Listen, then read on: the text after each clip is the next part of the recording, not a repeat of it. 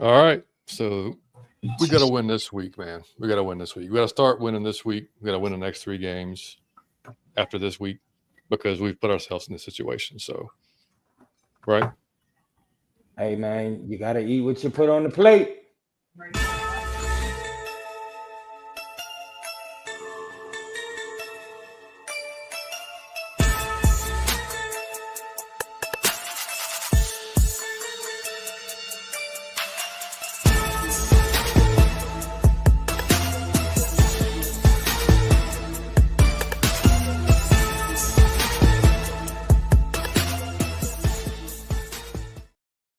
And welcome in, folks. This is episode 202 of Out of Your Falcon Mind, Atlanta Falcons Fancast. My name is John, your host, joined tonight by my co-host, Mr. Mike Cottrell, and from the Four Quarters Sports Podcast, Mr. JC. What's up, fellas? What up, JC? What up, John? Good, man. I'm doing great, buddy. How's y'all's week been so far outside of just, Sunday? Shitty weather, but I'm ready to bounce back. It's been shitty weather here. It's been a shitty feeling. But hey, it's the holiday season, so you can't get me down, Betty. I'm ready to bounce back. Speaking of the holiday season, so folks, we do have a sale on our merchandise, and it's going on all month long. So I'll get the scroll bar going in a little while if y'all want to get any Out of Your Falcon Mind gear, like the hoodie I'm wearing, or like the t-shirt. Like the tie-dye shirt that Mike's got. There's 10% off.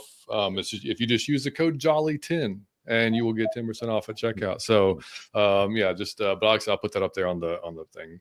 But like I said, welcome in, y'all. If y'all are new to the show, welcome in. Glad you're here.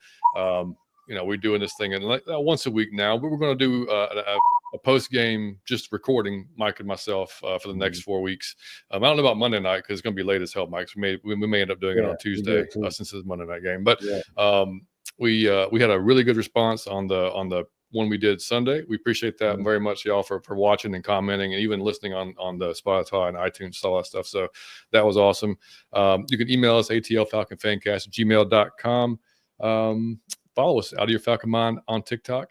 Mike does a hell of a job on there. Instagram, Out of Your Effing Mind on Twitter. That's normally where I will tweet during the games, and sometimes during the week. I've not been on there a lot recently. It's y'all know how Twitter is sometimes. It can get you down, so you have to kind of pace yourself when you're on Twitter. John plays home run derby on Twitter. Like, if 1 out of every 3 is going to the park, so I just trust him completely. He's great at that. Yeah. So anyway, man, I do want to say this real quick, Johnny Yates. In regards to the merchandise, dog, if you got it's a few of us now who got enough Falcon shit. Like, you got all the jackets, all the hats and shit. You don't. It ain't no more to get. Like, this truly is the next best thing because it supports the podcast, but it's like the Falcon thing as well. So if you wore this, everybody would get it, even if they didn't know the podcast. Absolutely. Get Out of Your Falcon Mind. Oh, I get it. So, and the quality, we wouldn't sell you or wear no cheap shit. So this is impeccable. And I say that not because I'm part of it. It genuinely is great material. And I know that sounds like it was a scripted commercial, but I just thought it up just now. I just promised you then, because I just said I got enough Falcon shit. So it's Out of Your Falcon Mind. I can't buy another jersey except Clark Phillips, but I don't want more Falcon hoodies. So I just say, hey, if you're full on Falcon, shop Out of Your Falcon Mind. There you go. Yeah, and it is good. I mean, that's one thing I do like about Bonfire. Like their stuff's good. It's good stuff. Like I it's mean, good stuff, so it's Jolly 10, folks. Jolly 10. Jolly 10, damn it. MW, what's up, buddy? MW, the Hall of Famer. Let's get it. Right. What's good? Rise up. And we do have some new subscribers too. So thank y'all for subscribing. Thank y'all for hitting the like button when y'all are here. Much appreciate all that stuff, man. It helps us keep the channel growing on YouTube. And then if y'all are listening to us, 60% of our listeners are on iTunes. So if y'all on iTunes, man, hit that like or the 5-star review for us. It helps us out on those airwaves as well. JC, buddy, it's been a bit since we talked to you, man. How you feeling these days? I'm good. Trying to still adjust to this fatherhood thing. Congratulations, man. Yeah, man. Yeah, she's 10 months as of yesterday. You might hear her in the background loud as usual. But yeah, anything. Davion's had the same thing. Her first words is rise up. Wouldn't that blow your mind? It'll take you to. I'm actually going to try to keep her far away from this life of depression. Hey, that's a smart move this season. I ain't going to lie to you. Yeah. Oh, man. Well, did y'all just see the news, man? Bill Belichick to University of North Carolina? Yeah, I saw. I did not see that, but that'll be dope. It'll be I guess, I want to see how he worked with kids. I mean, he's dating a girl who's 24 years old. So, I mean, that's it's probably true. he's probably like, you know what? Like, this is probably a really good idea. Let's get back into the college game. I mean, I saw that his NIL budget's going to be like $20 million. He's going to have a ton of folks transferring there, man. Oh, yeah. Just to be coached by him. He will crush it or be a complete disaster. One of the two. Yep. Completely, yeah. Because he demands perfection, and that's college kids ain't gonna give it to him. Yeah, 17, 18-year-old kids coming in. It's going to be a different scene with him. It's gonna be some people drunk at practice, and he's not gonna know how to handle that. So I'm interested to see what he does, like coaching staff wise. Man, that's an HBO show. That should be. Man, yeah. I still see a ton of tweets, man. Folks pissed off we didn't hire him, and that cracks me up. It's like, number one, revisionist history. You don't even know what he would have done here. Yeah, and you don't know what staff he would have brought. He was kind of not very good his last 5-6 years in New England without. So it's like, and he wasn't great at selecting talent when it came to the drafting. So I don't know about all that, man. But man, so I looked at, watched just a few final thoughts on the Vikings game, because like I said, Mike and I did the recap show afterwards, man, and we weren't happy, but it was just it was right after the game, and we had to just tell it like it is, how we saw it, and they said congrats, JC. So I went back and watched it, and nothing really stood out. We didn't really see it when we watched it live, but I did want to point out a few things. Man, AJ Terrell was really damn good in this game against Jefferson, and it was I mean, for me, let him play press man the rest of the year, because that is where he excels, man. He can get he's a physical guy, and he did a good job. And all the folks that shit on him every time he has a bad game, crickets when he has a good game. Just crickets, I mean, I know he's not like top tier, but damn, when he has a good game, at least give him like some props, if he continue to do that, we will regard him as top tier, because that was JJ, and when he was on JJ, they would not throw JJ the ball, so he was on him. Yeah, so if he keeps doing that, he'll jump tiers.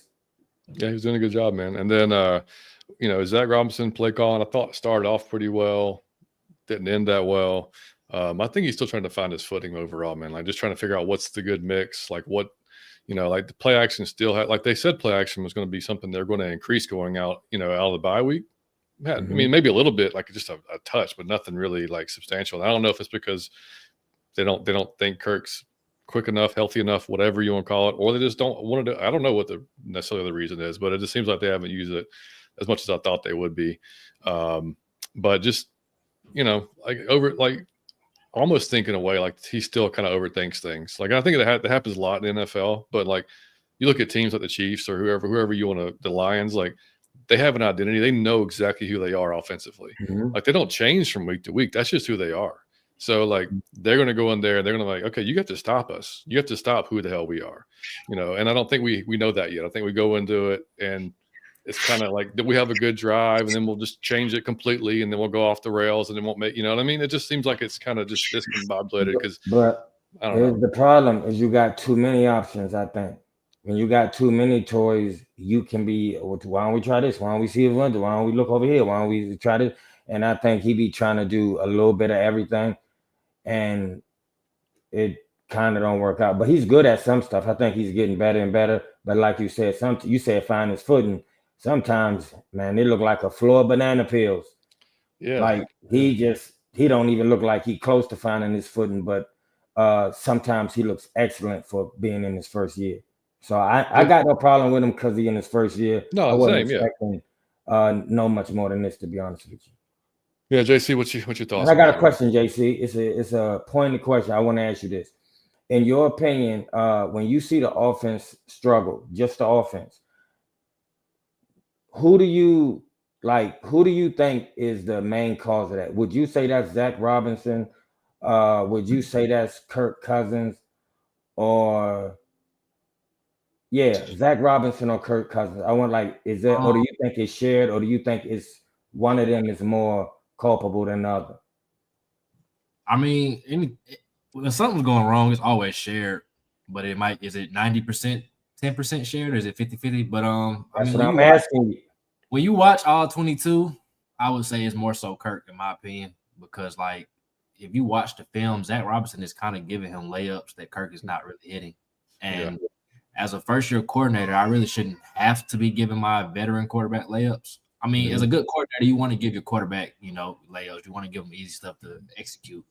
And he's just not executing it right now. So, Zach Robinson could be Andy Reid, and you can't really scheme out of 4 interceptions in that Chargers game. It's not much you can do. The Vikings game, I don't like Raheem idiotically said, he wasn't as bad, but he still was bad. But I don't know. I would say it's more so Kirk, because when we got Zach Robinson, we all said, first-year coordinator, he'll be helped out by a veteran quarterback. We all said that. So I don't expect Zach Robinson to be, overly helping Kirk. I really expect it to be the other way around. And right now, it's not the case. So I would say like 75% Kirk at this point for me. I got Johnny Yates. Yeah, I mean, when you asked me last week, or was it Sunday? I mean, I kind of said both, and JC's right. Yeah, when you lose, it's definitely, it's going to get amplified to the quarterback because, he's the one that's going to take most of the blame. But when you do look at the film, it's just like I said last year with Arthur, and people didn't want to hear it. But when I watched the film up there, dude, if he had a better quarterback, we're not talking about this. Arthur's still our coach. I mean, because he was. I mean, he had some boneheaded plays, yeah. But dude, there was plays that Desmond and Taylor left on the field every single week, multiple plays, like they said, layups or whatever you want to call it, just missing open guys, not even seeing an open guy, not going through progressions, all that shit that happened last year. Kirk, I don't know. It just seems like since what was the first bad? Was it the New Orleans game? I mean, he's just not been trusting what he's seeing, or I don't even know what, that first interception against the Vikings. I went back and watched it out again. I have no idea why. I mean, he double pumps, but the backer is right in front of London. I have no idea why he throws that ball.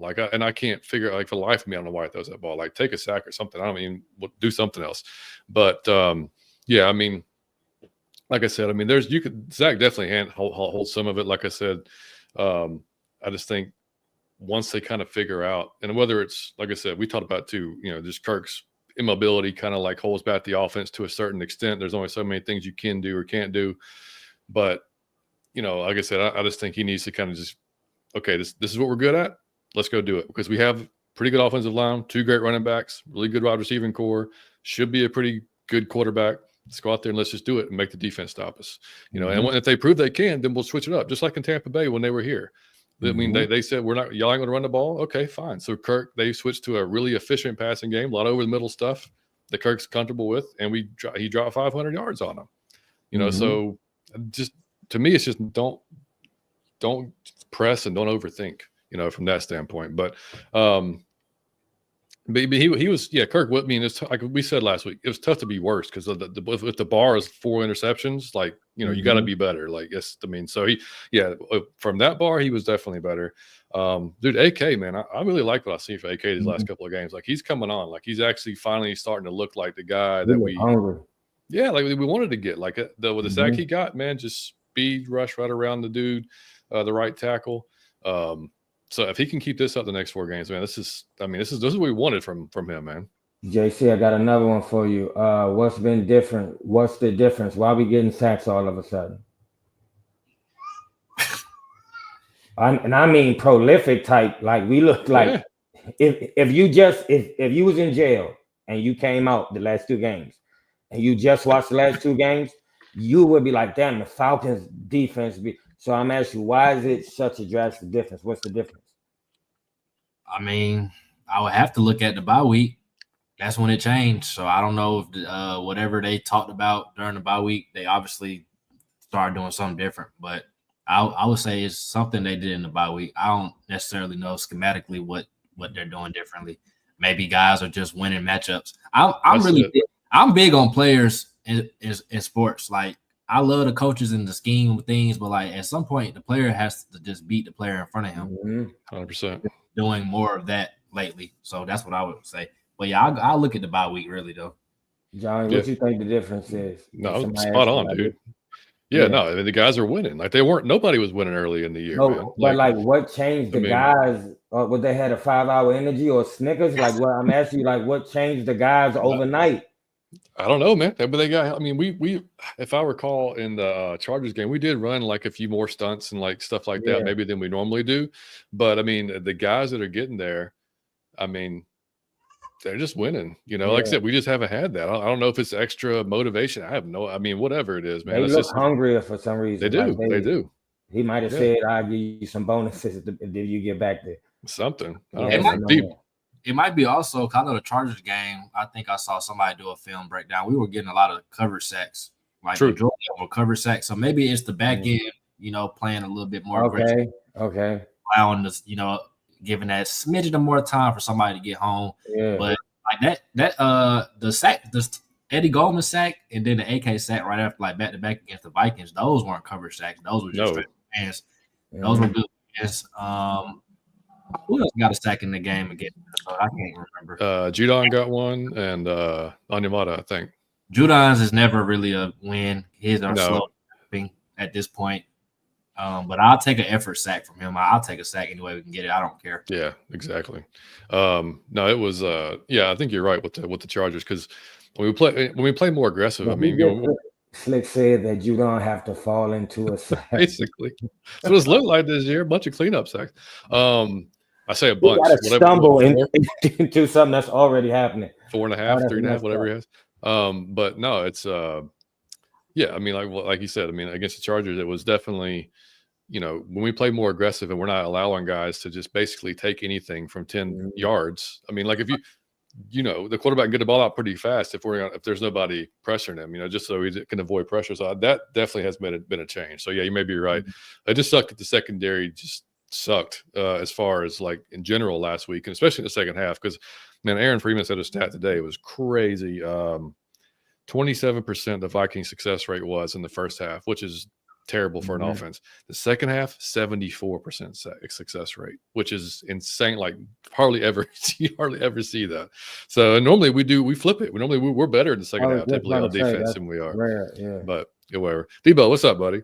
Debo, say out of your Falcon mind. What up, fellas? Falcons on a Monday night, dog. It's a blessing when you get a Monday night game. Let's do it. Debo said, I'm late, but I have to give my take on the infamous D Alpha flop. Ugh. I thought either someone in the stand shot him. Hilarious. Well, he was suffering some crazy medical emergency. Never seen CB play. He put a Mariota in the secondary. Dude, I watched that back. Now I honestly have no idea why he turned to the right there at the end, and then like just fell down. It was just such a bad sequence, man. It was such a bad sequence. Those are things that I'm not being funny. Just like team, as far as the team on the inside, you should have to pay a fine when you do shit like that. You should owe the teams $1,000. Because something should happen to you. You shouldn't just be like allowed that. Something should happen. And I'm not saying suspension. No, that's too much. But within the team, something should happen. Like you shouldn't eat lunch or something. Christopher Boykin said, do you think we should change the quarterbacks around? We're going to get to that. JC, hey, I'm going to let you start this bonfire. Well, hang on. Before we do that, one more thing about this Viking games, and we'll move on. Okay. So that we were 2 for 5 in the red zone. Y'all know we were 4 for 13 in the red zone these last 4 games that we've lost. 4 for 13. That's so bad. Like that's why we're losing games. Other than that, just penalties that are killing us, like stupid ass penalties and bad situations. Man, at the start of the year, I thought we would call great plays on 4th down, and that kind of changed overnight. Like I'm always disappointed with the And then when we have something that would go on 4-for-1, like a run to Tyler, when you only need a yard or two, we don't do it. And then so it's not making no sense what we're doing on 4th down no more. Well, and like the play when Bijan almost scored and was it in the first half, I think it was, and then we went Bijan to the left, and if Ross Dwelly literally does anything, he walks in the end zone, but he sort of blocks the guy, but not really, doesn't do his job. So like that doesn't work, and then we end up throwing it for on 3rd and 2, which didn't work, and then we kicked the field goal. Again, if it's me, I'm running the ball like every time there, just lining up every time. but whatever. No, Raheem said he just wanted to take the points. He wanted to have some points going into halftime. So I was like, whatever, dude. When you started the year, you had 2 healthy testicles, young man, and it feels like you Lance Armstrong now. That's what it's feeling like. It's for you feel like Lance Armstrong, man. Get it back together. Drop the other one, buddy. All right. Well, decision. One last thing before you get off that topic. His decision making in that game is saying to me like he feels the pressure of the situation. That's what I'm saying. Yeah. When you start making decisions that like are going all over the place, that to me is saying you don't know what to do. You're just trying to get out this funk, which I can understand. Like, he is a second-time head coach. It's been a minute. He don't want to mess up. I mean, I understand, but like we paying you whatever plus million to know what to do. Like the Lions, for example, if it's 4th down, you automatically know the punter is not even going to walk on the field. They know. So like you said, we started off a good trend of going for it every 4th down. I don't care if you don't get it, but like don't start that trend of going for it. Then you stop doing it because you're scared, because you're not going to beat teams like the Vikings kicking field goals. You're an underdog. Like you have to take touchdowns. You have to take those points. I just feel like the punt, when the punt and they got a penalty, and then I come back from commercial break, we got the offense on the field. I'm like, okay, look, we finna go for it. And then we don't even snap the ball. I'm like, well, we had a pretty good punt, so why not? Like certain stuff like that is like, Raheem, I don't know more football than you for sure, but like I know dumb is dumb. That was just dumb. Yeah, that was dumb. For it. You start giving weird vibes when you try not to mess up instead of win. Because at first it was like, man, let's win the game. Now it's like, oh, don't. And that's what I felt Arthur Smith was doing. I'd be like, dog, I don't like this version of you, dog. Drop the other one, buddy. Come back. Yeah, so on Christopher's question here, and I'm going to add a second part to this, JC. So other than what is your feeling on basically these last 4 games? I mean, we already know Kirk's going to start on Monday. We already know that, right? But how do you feel? And also, what would Kirk need to do these last 4 games potentially in the playoffs to make you feel like, all right, we're good for 2025. I'm good rolling with him in 25. Or is there anything he can do? No. He already shaking his head. Kirk cannot do a damn thing these last 4 games in the playoffs unless he wins the Super Bowl somehow, some way. And even still, I still want him gone. But like, I just feel like, I'm more so concerned about what's the reason why they're not benching him. That's what I really want to know, because everybody know he probably deserved to be benched at this point. And like I said, the Falcons' decision making sometimes, whatever train you want to ride, like just stay on that path. But the Falcons seem to keep bouncing every different way. Like you want to tiptoe the line of win now, then you want to worry about the future. Like it has to be either or. You can't go all in now and then be worried about the future. Like you gotta. So by getting Kirk, you're saying that you're trying to win now, because he's not. Kirk is old. He's older. And then you get Penix. Okay, cool. Like I was the one kind of like trying to reason with y'all. I see what you're trying to do. A lot of people were saying it was dumb. Now people saying, thank God we did get Penix, because look how Kirk is looking. You're not putting him in the game. So, like I said, is it optics? Like, are you scared to say the money is wasted? Because I don't understand people saying you can't bench him because he's getting paid a lot. Well, if he's playing like shit, if he's playing like crap and he's getting paid a lot, what's the difference? You wasting the money regardless. So you rather sacrifice our season, you rather sacrifice the whole team because you don't want to bench Kirk. If I'm in that locker room as a player, like that's what divides locker rooms to me. When and Raheem coddles Kirk way too much for me. We did enough. We didn't support him. Like, no, he didn't do enough. You brung him in. You literally said it yourself that he was supposed to be the difference, and he's been a negative on the team. So, me personally, I would play Penix. I want to see Michael Penix. Like, that's the only thing really I'm still really on the Falcons about this season. I'm really over the season. I just want to see Michael Penix. But then another part of me is kind of like, you know what, Kirk, you're gonna finish up this BS you started. I'm not even gonna put Michael Penix in and have him be a savior. So, Kirk, you started it, so finish it. But next year, if we got to eat that money to get off the trade, we're not just gonna cut him, but somebody will take him. We got to eat the money. We got to do whatever. But he cannot be here next year at all. Man, I want to touch on that because he brought up a great point that I noticed that no one else bring up. He the first one that brought it. I be feeling like Raheem coddled Kirk Cousins, like in like an extra way. Like it's almost like he had to sell him to get him here, so he don't want to sell him short on his promises he made to him when he was talking that shit to get him here. Like I'm like he, because man, it's your team. You gonna be we gonna give you 2 years. You said a bunch of shit, and I feel like they friends now. So he like, dog, how do I do this? And then it's like you keep speaking great on him while he's clearly having a seizure, bro. Like he's not playing well, and he's the reason we're losing games. Right. So he's directly responsible for us losing a few games, and I just think that I think that's his friend now. He made him a bunch of promises, so now it's rocking the baby instead of making a smart business decision. That's why they say you don't have friends. It'd be hard to say, man, let your ass, I'm gonna sit your ass down or you go home. It's hard to do that to your man or somebody you got feelings for. But damn, bro, you shouldn't have developed feelings to your quarterback because you may need to sit him down. And that's what it seemed like. He loyal, like he don't seem like he gonna come out this season. I'm gonna be honest. I don't know how he come out this season because Raheem seemed like that's my dog. I'm at least giving him a year. Nah, they definitely got that personal relationship from Washington because they was together out there. Mm-hmm. Oh yeah, I forgot. Okay, now it's adding up. You know, like you said, I mean, football is a business. Ain't nothing about it really personal. So Raheem, you know, same thing with Arthur Smith. If you want to stick to your guns, you want to stick with Ritter, even knowing that he wasn't a real quarterback, then Raheem, you know, I doubt he get fired after 1 year. But if Arthur Blank makes the decision to be like, you had this other guy, you should have put him in, then I would be like, I can't really blame him. Really, the Falcons really built this narrative that they have to live in.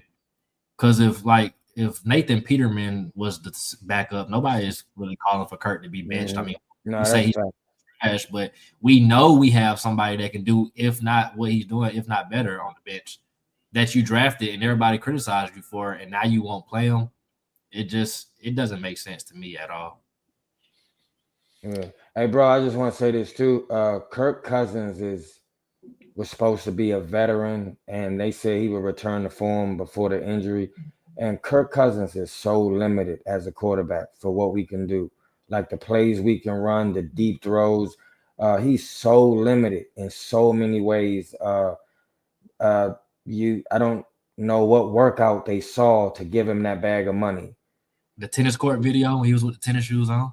Man, that's ridiculous. You make some, because if you would have saw this, then he would have still got paid and still got an offer, but you wouldn't have gave him that just based on this. Like, you can't do it anymore. Like, you can't make that throw anymore. So I wouldn't pay you top dollar like you could.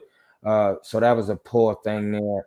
And I just think they want to prove themselves right, because that would be the worst business decision made in the NFL in the last, and if the Falcons organization maybe ever, and they don't want to have that. Like, man, we paid that boy all that money. He didn't even finish one season. Somebody ass getting fired. Yeah, that's it. That's it. You go and you sign him to basically a 2-year deal, but we know it's a 4-year deal, but essentially a 2-year deal. And you pay him, and you pay him a lot of money. So Terry's on board with that. Raheem's on board with that. So yeah, if he doesn't last a season, then that's on somebody. So I mean, am I going with him? I mean, but you look at it from an injury standpoint, like, okay, yeah, he's not going to be 100% this year. probably. Just in general, like guys that are explosive athletes that come off of Achilles normally take about a year to get back to where they should be. Nobody's ever described Kirk as being an explosive athlete. So it's probably he might look better next year if he's still here. I mean, he should, because he's going to have another year of recovery and another off season for it to repair. I know that, Johnny Yates. Capacity, before I drag him, what capacity do you think he's at now, like realistically? Dude, it's hard to say. Achilles is such a weird thing. Some folks come back from it. But you think he at 50% or less than? Oh no, he's more than that. He 70, couldn't. Yeah, for sure. Like he couldn't be running and like he's like even that scramble last week, even though it wasn't. I mean, he's still scrambling out of there. Like 30% more on what he is now is still horrific. He needs to go. Yeah. I feel like when people was talking about the Achilles all season, I'm really not bothered by his immobility because I don't expect him to like run. Right. But it's more so the mental stuff he doing. Like Kirk. I don't know if y'all watch him a little bit. Like his film breakdown, I really like watching former quarterbacks go over other quarterbacks. And he was basically just saying like Kirk does a lot of effort throws. And he's not really like all the things Raheem and Zach Robinson talked about what they want. He's not really processing well. He's not like anticipatory throws. Mm-hmm. How like Joe Burrow threw a beautiful one to Jamar Chase what that was 2 days ago, when like before the receiver even comes out there break, the ball is already on. Like Kirk is not doing that, and he doesn't have the arm strength to get it there. That's why you see a lot of that double clutching stuff he's doing, because he's not throwing the ball on time, and his brain. Like if I'm a defensive coordinator, I know like just hit him a few times and his clock is going to be sped up tremendously. Like. So it's not really much so his physical stuff, but like you said, Mike, I wouldn't necessarily bet on with him next year it would get better, because it looks to me like his arm is falling off. That's what it looks like.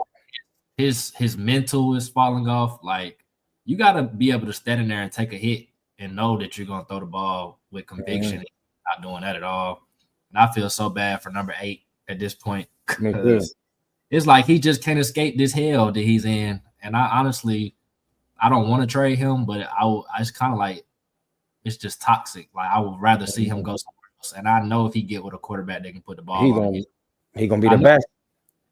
And I want it to be here, but I'm him, because you gotta understand, like I know he's an athlete, he's supposed to hold himself to a certain standard. But if you ever played a sport, you don't like just being out there participating. It's bad enough we're losing.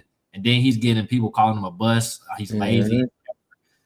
Like all athletes take a play or two off. That's just they're humans. That's a fact. But as a professional, you would like for him not to have a specific type of disposition or attitude. But if I'm not getting the ball and I'm running routes and I'm open, what you think I'm gonna do? Of course, I'm gonna look like I'm pouting or I'm upset. I am upset. So I'm not upset with Kyle. I feel like Kirk need to go because he's really pissing me off. He came here with the swag surfing. I was bought in, and they was comparing him to Matt for a little bit, but his bigger. Hey, JC, let me stop you there. You mute your mic. Don't let me stop you there.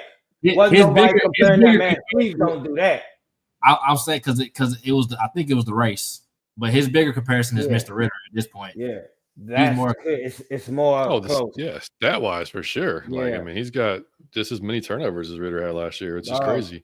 I can't believe that. It's wild. I mean, I'm gonna tell you how he fooled me, man. It's easy to get me. I'm from the hood. He did one little dance, and I said, "Dog, that's my quarterback. That's my quarterback." It took 60 seconds to get me on board. Okay. Me too. That's what I said. Oh, that's my quarterback, dog. Like I'm a fan. You know what I mean? And now, then you like right after that, you stabbed me in the back, just kept stabbing.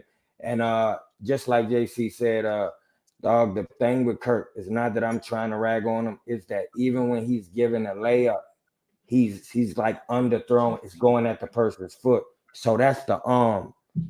It ain't like it's good defense or whatever. The person is open. You were given an easy throw. It's an easy read, and your arm can't get it there.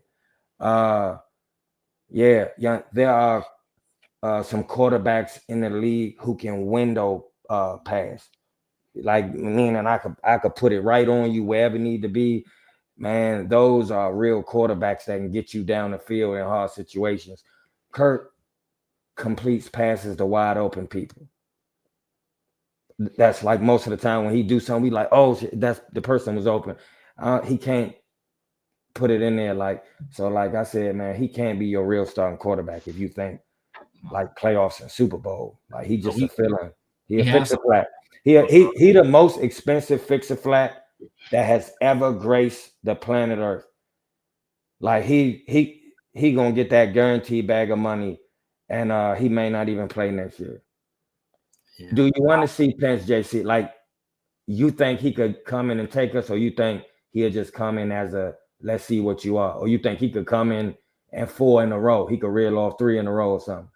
I mean, it's not necessarily, like I said, it's not kind of fair to him to even put him in that situation with the situation, like the scenario surrounding our season. That's why I say I see why they kind of like let Kirk finish it, because you got us in. So I'm not gonna put Penix in, and then, but I mean, even the good plays Kirk make, like you say, Michael Penix can do that. He can throw to somebody open. Zach Robinson is giving you throw it there. That's what's gonna be open. Michael Penix can do that. His arm isn't the problem. Yeah. Like the Raiders defense, no. The Giants defense, no. Commanders defense, even no. And then Carolina, like we're not completely dead. No matter how much I really just despise this team right about now, I'm pretty sure Michael Penix is not just him. Just don't make mistakes. Hit the layups, and yeah, I'm pretty sure we could go at least 3-1 in that stretch, or 4-0. And then a playoff experience for a rookie quarterback, that would be so valuable. Mm-hmm. Yeah, I mean, to me, there's no way that he's going to see the field if Kirk, as long as we win this game. If we lose this game against the Raiders, then I don't know why he doesn't see the field at that point, because we won't be mathematically eliminated at that point, but we'll be really damn close. It would take like a lot of different things that the Bucs have to fall off, a bunch of teams have to lose. So I got one for you, John. Man, Arthur Blank call you from the ballroom. He say, man, it's a dead tie, and I chose a random fan, Johnny Yates. You have the casting vote, which we will decide. What game should we put Penix in, and should we put him in? Starting this game, if you had to say, like, you can say. I already said last week. Yeah, I said after for me, like, just thinking long term, like, I'm going to start Penix's clock now and get him some experience. He's like, because to me, like JC just said, these last, I know we're trying to make the playoffs. I get that. At this point, I don't know who gives you the better shot. We haven't seen Penix, so it's not fair to say, like, he could be better. He could be worse. We don't know. Like, because he hasn't had to face NFL defenses. I know these next 4 are not very good. They're, bottom of the league type defenses, but they're still NFL defenses, and they're still NFL defensive coordinators. So he's still going to see looks he's not familiar with, he hasn't seen before. So he may not come out there and be the guy we are. Because the most popular guy in the room is always the backup quarterback when the starting quarterback sucks, no matter what that situation is. So he may come in and be great. He may come in and suck. He may come and be all right. We don't know. But for me, long term, we know Kirk ain't going to be here for 10 years, but Penix might be. And if the trade is available next year, which, by the way, I mean, Kirk has a no trade clause, so he has to approve the trade, number one, wherever he might go to. If it's a possibility, which I would be for. If he wants to approve the trade clause, like I said, all we do is we pay the bonus money and they pick up the rest of the salary. Yeah, we're not cutting him. Like, if anybody says that again, like, that's not going to happen. We're not eating $62 million. That's just admitting like a complete failure, and then that's just not going to happen. But yeah, I mean, for me, like, I go ahead and put Penix in, but I get why Raheem. I'm a fan. That's just because I want to. We all fans. That's just what we want to see. I get why Raheem is not, because, again, like JC said, like you said earlier, Mike, he's been saying it all year long. This is our leader. This is our guy. He's going to get. And Raheem said it again yesterday in his press conference. Like, he's the guy who got us to 6-3. Well, he's also the guy that's got us to 6-7. If you want to be that, I mean, like, he's the one. I mean, he's got us his last 4 games too. He hasn't really, done what he's supposed to do. But okay, man. Team therapist, grab the phone. Okay. Johnny Yates, man, I study the brain. I'm not sure. Do you think if we put Penix in and he struggles and he loses us a few games that are the reason we don't make the playoffs, and he has to experience that, would it be permanently damaging to the brain and the spirit if we want to develop him long term, Johnny Yates? To Penix? No, I don't think Yeah. so. No, I So think it will be a mentally he's a positive tough dude. experience. Yeah, I think he's a tough dude. He's been through a lot, injury-wise, he's Okay. played a lot of football, like, in his college career. I think mentally he's a tough dude, so I don't think that'd be a big deal. I don't think that'd be a big deal at all. But going back to what I was saying, if Kirk doesn't win against a 2-11 Raiders team and a really bad defense, outside of Max Crosby, basically, then you have to. Why are you like? There's no reason to start him after that. Like, suppose he lose, but he played okayish. He don't play bad. He just played mediocre. No, he's got to play good. No, there's no okayish anymore. There's no like, oh, you only threw 2 picks instead of 4. Like, no, like eventually that's got to stop. And they asked Raheem too. They said, what's been the biggest difference in this and from the 6-3 team to this 6-7 team? He said the turnovers. Well, who's responsible for most of those turnovers?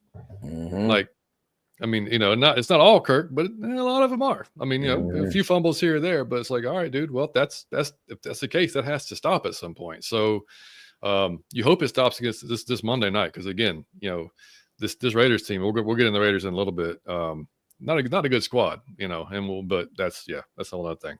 But yeah, so Mike, you didn't say what you would do. What would you do, buddy? With what? The quarterback. Would you start Penix this week, or would you? I would have had Kurt on the bench about 2 weeks. 2 weeks ago. Like, yeah. Hey, bro. Because here's why. As soon as you show me that with everything, if I give you like a league of extraordinary gentlemen, right? If I give you 7 or 8 of them, and then you crippled, well, I can't use them. You can't be in charge of the toys because you crippled. Right? You gotta be a superhero too, or at least a genius to be in charge of all of the toys that I need somebody that is just as talented as the rest of the toys, or at least know how to fully use. I could fully use them. And I feel like as soon as he showed me he couldn't fully use all the toys, like he can't get the ball there, he's not that fast, he limited, he can't really scramble, he can't throw on the run. I said, damn, why I wanted a young quarterback. That's why I say you don't go get the veteran. There are perks of the veteran, but he is showing none of them. Damn. He's not. Yeah. He's not showing no perks that you would see in the veteran quarterback. So it was all the way. So we could have went and got Justin Fields, Russell, or anybody that was mobile, and at least Penix, and just started a clean slate new. And you're not gonna tell me whoever we got, we couldn't have produced this record with. That's probably fair. That's probably fair to go get a defensive player. Yeah, that's probably fair. Liam, what's up, buddy? Liam, what up, buddy? Chris, I think we should rely more on the running game. I mean, we ran good against the Vikings. Yeah. I mean, you can say maybe you want to get Tyler some more touches. I mean, they're using Bijan really well, so I can't really argue with that. JC, how you feel about that? What, Tyler be looking cold as ice. Sometimes he just be sitting over there looking lost sometimes. Like, how do you feel about that? I mean, I expected that to come into the season, because when I started hearing them comparing Bijan and Christian McCaffrey, I was automatically thinking usage rate, and I was like, well, that might not be good for Tyler. I'm never gonna complain about taking the ball. Like, I'm never gonna say take the ball to Bijan's hands, so that's unfortunate for Tyler. But I like Tyler. I know we're not gonna pay him, so I would be running him to death at this point. Honestly, I would be getting all I could get out of him. And I mean, he's like John said, we have 2 great running backs. I truly believe Tyler is a great running back, because it's the perfect change of pace, and it's pisses me off because I see Detroit use 2 running backs with seamlessly. So it's like we could be doing the same thing, and we've done it before with even like to a lesser extent with Devontae and Tevin Coleman. So I don't know why we're not necessarily doing it with Tyler. But like you said, Mike, I think we got too many toys. Mm-hmm. Just like Zach Robinson is like, he's a first-year coordinator. He don't know how to use all those toys yet. So his game script, like, give it to Bijan, get Drake, get Darnell. Oh, let me get Ray, and Kyle's left out. Let me get then Tyler. It's kind of just too much going on. So I don't know. But like he said, I'm at this point, Arthur Smith, where are you? Because we can run the ball the whole possession. Damn. Right. Because it's like we're not gonna turn the ball over, run the ball. We're gonna do pretty decent. Kirk at this point, every time he throws the ball, I'm scared. That's what I said. Oh, Scary. I meant to mention too. Big ups to Bijan in that game, and every game pretty much. To be honest, and it's been talked about all year long. His run block, his pass blocking, his Yeah, pass pros. He yeah. steps up and just stones linebackers on a Mhm, weekly basis. Like I mean, they mhm. don't go anywhere past him. Dude's been phenomenal. Chris, dude, if we draft a quarterback for any reason this year, like I'm changing fandoms like that. I'm not. I mean, we got 4 picks right now. If one of them's a quarterback, that happening. I don't care. I don't care who he is, man. I wouldn't be surprised. Huh? I wouldn't be surprised. Yeah, no, hell no, better not. MC said, What's "What's up, up? Marlon? What up, Marlon?" It's all good, man. Because, and I'm just saying this, and I'm not trying to speak this into existence, and then I'm gonna get off it. They missed. They told me Ritter they missed. They told me Mariota they missed. They told me Kirk Cousins they missed. Now they telling me Michael Penix. I'm just being quiet. I'm just being quiet this time. I'm just saying I'm gonna Wait watch and the whole see. show. I'm Yeah. gonna just watch the whole show before I rate it on Netflix this time. That's all. Because I always say 5, right? The highest rating off rip. So I'm gonna just reserve. Yep. Player stats, what Yep. up? What up, Player Stats? Yeah, hopefully so. Yeah, you Double benched H that. said you Yeah, benched man. that. Yeah. He called him that. He didn't even dignify him. I like it. Double H, why we can't clone K9's effort and toughness? Yeah, he be going in. Yeah, He that'd seemed be like he great. got more hungry. I told you something happened on that bout. Somebody, I don't know. Yeah, I don't know. Well, and y'all, you kind of mentioned it, JC, but I was going to ask you anyway. Yeah, and I feel the same way. You already mentioned it, and Mike, you can chime in too. Like, if we're not going to, if Kyle's not going to be a part of this offense, like it's seemingly not going to be, because it's just week after week. I mean, happened earlier, a few catches here or there, and he had a good ring. What was a string about 3 games in a row where it was decent stats and catches and whatever. Then it just went away. If he's not going to be a part of it, then I have no idea why we don't trade him, and I guess whether it's a draft pick or a defensive piece. Like you said, I would hate for him to go somewhere else and kill it. But again, if he's just going to be a decoy or whatever you want to call it, like I heard Aaron talk about it too on Locked On, and he was like, what are you going to do? Draft another one? It doesn't really matter. Like, just go find a tight end, go find Joe Schmo tight end, let him go out there and just play. Probably Warner can stay right where he at if we're gonna not utilize the tight end position. Exactly. I feel like this, man. You could do that, and if you're not gonna use him, I just think you force use him like you Zach you scheme for him. I don't think you would not think. use Kyle Pitts. I think that is I'm not being funny when I say this. I understand this is first year. I think if you like ignore him completely, you should get fired because it would show negligence if I'm the owner. Like, dog, you didn't even use this. Like, I would fire your ass. You would have to explain that to me. Like, I would want to answer for that, dog. Why is he not in none of the dog? He's one of the toys. That's why I pay for all the toys. Use all the toys, young. If you can't use all the toys, I'ma sit your ass down. It's not Kyle Pitts that need to go. Your ass gonna go if you can't.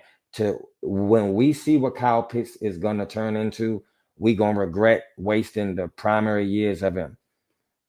I'm telling you, because he gonna go to somewhere and get damn near 1,500 yards and break the record for touchdowns and be running receiver routes. No, and he was open during this game. I mean, he didn't get the balls. Like, and then he look. No, I mean, he did drop one and hit him right in the hand. So that was on him. But otherwise, like his blocking effort was good. Like his effort overall in this game was fine. And I mean, like I had no issue with it at all. And like I said, that 4th down play that we missed to I mean, I understand you're trying to go short and get the first down. You're trying to, and you missed to Ray. He was open running down the sideline. I mean, like he just threw his arm up immediately. Like you put it out in front of him and he got that, or I mean, he's gonna win a contested catch. That's the thing. He's 6'6", man. Like we don't throw him any contested anything. It's just like the first thing that you see if you watch any all 22, the most glaring thing all season is Kyle Pitts is open. Yeah. On every all 22, Kyle Pitts is open. It should be the theme of all. Kyle Pitts is open. They just don't even look at him. He just running right. They don't even look at him. Chris said, I think we should trade Kirk for Kyle Murray. Kyler Murray would absolutely destroy here because he could use all the toys and himself as a toy. Yeah. And then the Arizona GM will be fired immediately. Huh? And the Arizona GM will be fired immediately. Oh, yeah, because Kirk ain't taking you nowhere. The Kirk's, I think, if we trade Kirk, he's going to have to go to like one of 3 or 4 teams next year that need a quarterback for a specific reason. Like and that's kind of why I think number one, he finishes out this season regardless, because if he shows nothing, like, or if we bench him now, like, what's his trade value? Like, if we are going to explore Johnny trading, you know what I'm saying? Johnny Yates, I like the way you think, buddy. We hope that he can genius, perform Johnny Yates. his ass off against a bottom 4 defense, or, like, bottom 10 10 defenses, right? These next 4 games. We hope that he goes back to the Kirk that we've seen. We win these 4 games. We get into the playoffs. We maybe even win a home game. Who knows? Like, I know I'm talking crazy right now, but, like, those are all possibilities. And then we go into next season. All right, Kirk, Penix, y'all go at it. Let's see who wins. If Penix wins it outright, okay, cool. And then we can see maybe a midseason trade for Kirk. A quarterback gets hurt on another team. They need somebody. Like, that's a more scenario I can see more likely than, like, him going in the offseason, just from that standpoint. But you never know. Let him sell himself. Yeah. Right. Let him sell him. Say, go ahead, Kirk. That's right. I believe in you. Get his ass out of here on the first place. As soon as the season. Exactly. And then he sell himself. Or he could lose all his trade value. He keep playing like this. He throw 4 interceptions a game. He's gonna be worth 2 Subway sandwiches and some Skittles. Damn. That's all we gonna get for him. Subway too. You chose Subway, the worst of all of them. Too cheap. So I'm talking about the 6 inch. I ain't even talking about 2 foot long. You getting 2 6 inches and a bag of chips. Double A said he's a Ferrari that you're not allowed to drive. Just look at that's what have you ever been in them people's houses where it's always the first room where they be like, it looks so nice and like nobody go in there, but they don't eat in there, they don't shit. It's just a room where they got nice stuff in. That's what it is. It's just you just look at it and say, man, you look what I bought. So you just paid for something that you don't use. And Matty showed you the blueprint. If Matt Ryan can use him in year 1 when he's least knowledgeable, I know y'all could use him now. I know he know all the routes, he know the blocking schemes, and y'all still wasting that man. I'll be surprised if he don't demand a trade, to be honest. Yeah. I agree with you too when you say, as an owner, I'll be kind of asking my coordinator, like, why aren't you? Because that's not Ray McCloud that we have. That's a first round pick. That's a premium pick. So especially after Arthur Smith got a lot of flack, like I know these coordinators hear people talk shit. Like clearly saw people talk shit about Arthur Smith not being able to get his playmakers the ball. So why do you come in here and do the same thing? Now, granted, everybody else is eating, so I can't really put that on him. But it's like Kyle should be looked at before Ray. Like I like Ray McCloud. I understand the system we run is 3 wide receiver sets a lot, but like I said with Kyle, I don't believe. I just refuse to believe it's him. I think Greg Olsen kind of pointed out a little bit like he doesn't quite yet understand the nuances of running tight end routes, like certain things that he does, like that Hawkinson was doing. Kyle doesn't necessarily know that yet, which is cool. He's only in his 4th year, but I say give him 1 year with Penix. I say even give him to the trade deadline with Penix. And if it's not looking how you want to look, then okay, then just cut your losses. But Kyle, a lot of his routes he get open on, I don't even think Kirk can hit him, to be honest. Because Kyle, he builds up speed downfield when he gets open, those type of routes. I don't know if Kirk can hit him on those right now. So I know Michael Penix can hit him, though. So I say I would tell Kyle, please just, if you want out, I understand, but we got this other guy, this left-handed guy. Kyle probably going to be like, man, it's the fifth guy you done put in front of me. They can get me the ball, but I mean, I don't know. Some of the time, it don't matter who it is. When it's a person open and he overthrow it or he missed a throw, you can see the receiver's language. Like, and I just be hearing like, man, put Penix ass in. If you watch the language, they be like, man. But like you got to say, oh no, we'll get him next time. But that they be thinking, dog, if he wasn't 68 years old, bro, I could have scored a touchdown. But he can't even. I'm wide open, and I had to wait for the ball because this is as far as he can throw. You want that old Michael Vick and I heard Penix can do it. I don't know. I don't watch college. That they told me Penix can do it. Don't clip this and play it back to me. He's got a cannon. There's no doubt about that. Yeah, Mike, you ever watched his highlights? Michael Penix highlights? I saw John showed me when like a long time. I think from college. Yeah, I did. I forgot. Yeah, his man. I've been watching them lately because I'm like, shit, this is all I'm seeing. Yeah. But That's why but see, if I start watching them, I'm gonna get. I want. yeah, that's why I'm like, let me stop. I get mad and I got Grandpa at quarterback. Yeah, so limiting. Desmond Madden said Falcons, but that's a good name. Falcons always left counting on next season. It's hilarious and also sad at the same time. Yeah, dog. I was makes me sad. Appreciate you watching this.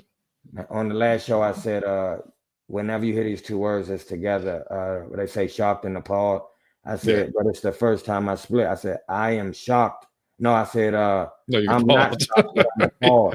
Yeah, I'm not shocked because it happens to me every year, but I'm appalled because it's like I thought for sure it wasn't this year. All right. Before we get to the Raiders, it is Christmas time. It's shopping season, man. So y'all are going shopping early, or y'all are going shopping. We're going shopping early this year for a player or a position. So going into next season, whether it's free agent, draft, whatever. So Mike, what position are you going after first? Are you froze, Mike? Y'all gonna hate me for this one because it's gonna seem like the last thing we should do. But I'm going cornerback or wide receiver. And I don't hate corner. Here's the reason. If we get another corner that is like equivalent to AJ, we gonna get way more sacks. The sacks will literally go up tremendously. And then the receiver, because if we got a bona fide receiver, it's still not anybody on our team, I think, that you are petrified of. I know you got to cover Kyle, and you should check for Drake and watch Mooney, but it's no Justin Jefferson type character that you just like, this is, if we have one of those, the rest of the team is going to be wide open. Like he's going to throw, you could put anybody up there, they would throw for 400 yards. One of those is going to take the attention. And then these people are Drake London, all of them is running singled up, Kyle free, Darnell Mooney free, Ray free. That is going to be a significant problem. That would make it even easier if you were to have a brain fart and for some odd reason bring Kirk Cousins back.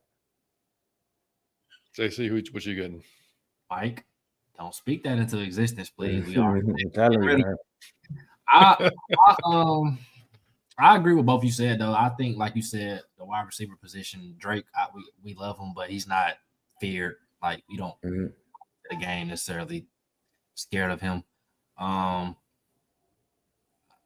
a shop saying that Penix is the starter next year. I say if we do get another wide receiver, it needs to be somebody that can take the top off the defense. That's what I'm saying. Just overall, yep. We know Penix can throw the ball deep, so you do need to add that speed element to the offense, a deep threat.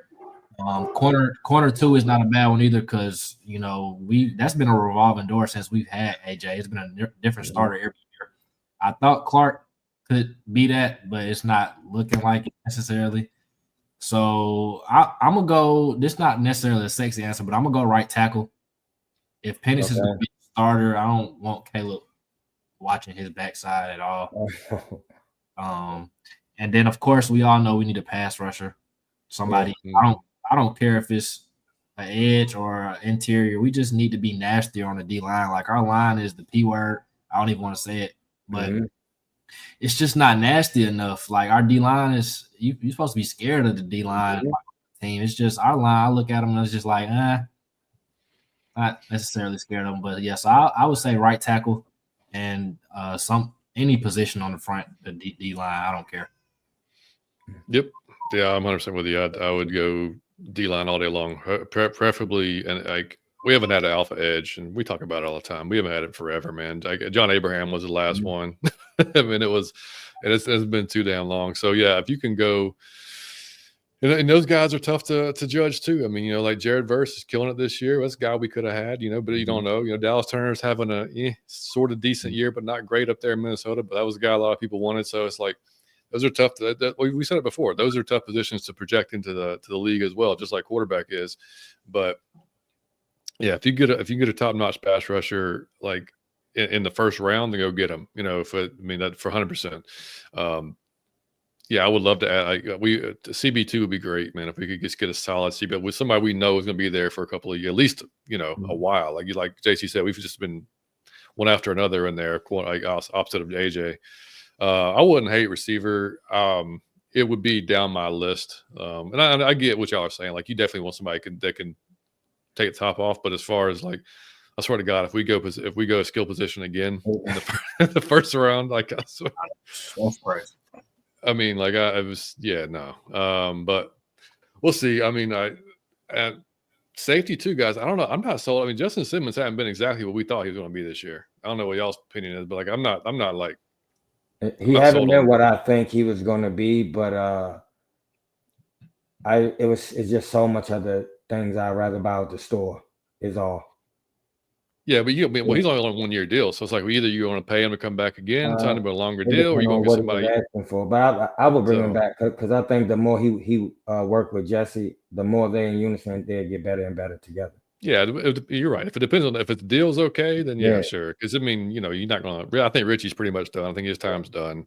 I don't know who else is going to be out there, but yeah, I mean, that's definitely just for me. Defensive side of the ball, right tackle, yeah, something like that. I mean, the center even. I mean, I don't know how long. I mean, Dahlman's been pretty good, but like I kind of feel the same way, JC, as you do about like I feel the offensive line too. We need to get nastier on the offensive line. We need to get bigger, just moving bodies dudes, and they've been pretty good this year, especially we knew that they were all brought here for the run game for the most part. I mean, other than Jake's been here forever, but all the other guys drafted for the outside zone run scheme, basically, and they're good at it for the most part. Bergeron's coming along, he's doing pretty well, but I wouldn't hate if we go either line, man. Either line, I'd be fine with. This is something we don't ever prioritize. It's just like, it's always like in the back of it. We make the Atlanta pick. We make the true Atlanta pick. We be like, what looked the best? Ooh, yeah, like exactly. That. Exactly. Desmond Man, who that better be a defensive one. Yeah. There's a lot of people that feel like that. MW said the best player. Suppose the best player is a running back. MW, come on. Will you get He said in the front seven. Oh, the front seven. Okay, I thought he was saying the top seven. Desmond Madden, draft a corner. You need a top D. Imagine if him back AJ. Jamal, what up? What's going on, Jamal? Good to see you, buddy. What's good, everybody? Desmond Madden, there's nothing wrong with your offense. You need some D-line. I agree with that, though. Mike reminds me of Lil Wayne. I don't know if it's good or bad, but thank you. That's the GOAT. And people keep saying Kendrick gonna kill Wayne. Let me tell you, if Wayne get in this, you can cancel Christmas. Don't even wake that giant up. Desmond Madden said he was hot. He was what he thought he was. That's why the Saints didn't sign him. Oh, so you saying we make poor business decisions, sir? I don't know, man. Like you may not have wanted to sign him, but I saw a lot of very angry Saints fans on Twitter after when we signed him. There's a lot of folks that wanted him, but I get it. And W said, I bring Simmons back and have Hitman Helms on that. Yeah. Man, I thought Helms. Where is Helms, for Christ's sake? Like, he's been gone. Like, I mean, I thought he'd been back. Be back. I thought he was injured. Man, Wayne the GOAT. Well, yeah, Billy GOAT. I'm telling you. I mean, he's been injured, but I mean, I thought like he'd been back by now because they've never really talked about him. But all right. See, I like Clark in that third position too. So you get another corner and you let Clark. That's it. He just roam free. He just let Clark roam. He gonna find that ball. He gonna get a. I'm gonna tell you. When I'm looking at like the elite defenses in the league, though, I would say the slot position has to be damn near your biggest dog on defense. Clark. Right. Like, but I don't know, cause like Kyle Hamilton on Baltimore, he like even how the Rams kind of was using Ramsey for a little bit. I feel like I don't know if that's Clark, but I know in another year I wouldn't mind if we was to get AJ little brother out of Clemson. Like I would like that duo on the outside. And I don't know. I think they kind of like Clark on the boundary. So maybe I thought they was gonna try Richie a little bit out there. Aggressive, man. Yeah. But I don't know what they're doing. I don't know. I agree with the comment about bringing Simmons back for like another 1 year and letting Helen learn under him. But I don't know. The Falcons, I wouldn't mind another linebacker too, to be honest, because obviously Troy can't be healthy. I think Hayden is not a true linebacker. He's best as like at blitzing. Nate Landman seems like he took a step back this year. So I think we need to address the linebacker room as well. Like it's just a lot of holes, not many picks or money to go around. So it's I don't know. That's the problem.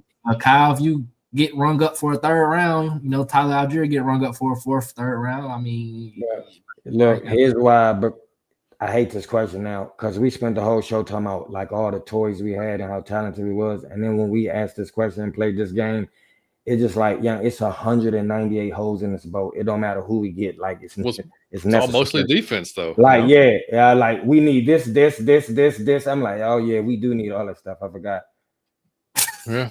Dude, I mean, Desmond said go grab Javon. That's what I wanted initially, dude. I wanted Javon Holland when we drafted dude before, and I was like, we could have had him in the draft, but yeah, that's I will say this about us, and even though we've been losing, we make that many holes look so damn good. Yeah. I mean, for having that many glaring holes, we be in close games. We win some of them. We look amazing at times for having glaring holes in the team. That's saying something. Yeah. Because you got the star power. Yeah. But the regular guys aren't up to par. And it's like on our defense, we don't. If you're gonna have a hole, can you at least have it like somewhere and patch it up? No, we decide, like you said, it's too many holes. Like address the line. Okay, if the line is gonna be like not up to par, okay, well, why not address the secondary? Because they both help each other out hand in hand, but it's like we have corners that can't cover, and then we got a line that can't get pressure. It's like, okay, well, neither one of them is helping anything. So they're gonna have to decide: do you want to get another corner and give more time for your line to get a sack, or do you want to get people on the line and maybe not address that corner 2 position yet? And I don't know, but they gotta do something because I'm just tired of seeing it. I don't understand how we can have a sorry defense for so long and just not address it. I don't understand it. Yeah, it's frustrating as hell to watch, without a doubt, every single year. No matter what the scheme is, who the defensive coordinator is, it's just the same because you don't have the talent. It's always the same. All right, so on to the Raiders. Injury report hadn't come out yet, but Aiden O'Connell did I think he participated in walkthroughs today. So Antonio Pierce didn't sound super confident that he was going to play. He just said he would, we'll just see how the week goes. I think they'd be kind of crazy to start O'Connell. So it's looking like Desmond's going to start. We'll see. So again, another reason that we cannot lose this damn game. You got a 2-11. This Raiders team, number one, they've not scored 30 points one time this season. All right. They've only scored 20 points in 5 games. They won 2 games. They beat the Ravens, ironically, one of their 2 wins. They beat the Browns, the other win. They can't score. They have a hard time scoring. So if for whatever reason, I swear to God, for whatever reason, if we let Desmond go off and get in the high 20s or even 30s for the first time this year, dude, like, you talk about people jumping off the ship. I mean, there's going to be nobody left on this boat for the last 3 games if we lose this game. So that's why this is a must-win for so many reasons. Playoff-wise, it's a must-win. Overall morale for the team, it's a must-win. For the fans, it's a must-win. Like, you can't go and for any reason whatsoever and lose this game on Monday night. This is so I said when he did swag surf, he gained the team. This is the guaranteed way to lose it. Is by losing to the ex-quarterback. Like, you would lose the whole team because we all thought he was trash if he beats you, right? And and if they even business-wise, we let him go for you, and we brought you and we paid you a whole lot of money. We want to beat him. We are always fans of the players. We love them, but when you play us, we want to kick your ass. And it didn't feel good to lose to Arthur Smith. We already done that. So to Desmond Ridder, who everyone here thinks we love him as a person, but everyone here kind of thinks this dude is trash. He shouldn't be a starter in the league. If he come kick your ass or play better than you, that is nothing is saying you got to go more than that. That would be you will have lost the fans, you will have lost the team. Like, everybody except Raheem will be saying you need to go. He'll probably be saying he didn't throw 6 interceptions, so leave him alone. JC, what you got, man? I mean, it would be the most Falcon thing to do to lose. It would, but I'm not even I'm already mentally there. I can't. Just I can't break be. yourself. See, that's what you got to do to have mental health as a Falcon fan. Is you got to visit the possibility in your mind. You got to make it exist. Hey, we might lose on Sunday, but we should win. I know, but we might lose, but we should win clearly. I know, but just leave it here so it's not shocking and appalling when it happens. No, dude. I felt that way going into the Vikings game. I had no expectations whatsoever. I felt that way going into the Chargers game. Coming out of the bye, I was like, I don't even know what team we are. In fact, I mean, I put out a poll on Twitter about, hey, how do y'all think we finished? 4-0, 3-1, 2-2, or who the fuck knows? And who the fuck knows won by a whole lot. It was like 70%, and that should be just like our theme for this year's team is who the fuck knows. We don't know who's going to show up from week to week. But I can't let myself get to that. I fully expect to win on Monday night. And I mean, I fully expect it. There's just no way. That because you expect our team to bounce back and you have faith in us, or are you saying the Raiders are that bad? Both. Okay. Rise up. You look at dude, seriously, if we're going against Desmond Ridder in this first, I mean, we know how many, he's been a backup there for a little bit, but he's not getting a bunch of reps with the first team. But suppose he been sleeping good, John. He been in the weight room. He in the film room. He was on the TB2 diet. He went to meditation camp. Okay, he did the Aaron Rodgers. He been in the dark for 3 weeks straight. John, suppose he come out poised and he looks amazing. Throw 4 touchdowns, 400 yards. Can we counter that with Kirk Cousins? Or is the game over? Should be able to, because again, that defense is not very good. Look, Max Crosby's got 7.5 sacks. He's got about 53 quarterback pressures, which is 30 more than the next closest guy on their team. So literally, yeah, you're gonna have to don't do what you did with Watt earlier against the Pittsburghs. You're gonna have to chip him. You're gonna have 2 guys over there. You can't just line up McGarry and hope it's gonna work out for the best. Not gonna happen. So he needs long as we take care of Crosby, which is easier said than done, but he needs to be the number one focus, right? The rest, I mean, everything else. I mean, dude, they're just not a very good defense. They're not. I mean, we should be able to run. We should be able to do some short passing. It all should be there. There's really no excuse for our offense not to have success this week. And defensively, like I just said, they can't score. They have a hard time getting to 20 points every week. Mm-hmm. They just can't do it. This is with Aiden O'Connell. This is with homeboy who got hurt. What's his name? Yeah, Gardner Minshew. So every quarterback they've had that's played this year, it's a common thing. They can't score points. So, but that's before DR came in, and I'm talking about TB2 weight room DR, poise, laser focus, time in the pocket to throw. John, all right. Well, here's what I say. Now I know you said we should win. Will Desmond Ridder look much improved from this time over there? You think that we'll all at least have some respect for him? He looked like a good quarterback now, or you think he'll look just like the same old guy that we had when he was over here? I would be shocked if he looked like a different quarterback, because he hasn't had those reps. A backup quarterback barely gets. I mean, you get those second team reps, but you're not getting the same as a. You know what I'm saying? Mm-hmm. It would be different. Now you're stepping into and yeah, you're gonna know some of the guys on defense, but it's a different scheme. You know what I mean? They're gonna. I just can't see it. I can't see it. We saw one really good game he put together here in Atlanta, last season. That was that Houston game. All right, that was complete game from him. Other than that, it was just sporadic. It was chaotic. You knew he was going to turn the ball over, guaranteed. He's going to either throw an interception or 2, or fumble it once or twice. It was just going to happen, And so I can't see it, man. But look, Brock Bowers, if he was still that person, if he threw us 3 picks, I'd be like, that's Desmond. Yeah, but I mean, Brock Bowers, obviously, everybody around Georgia should know who that is. I mean, stud at Georgia, at UGA, he's having a hell of a season.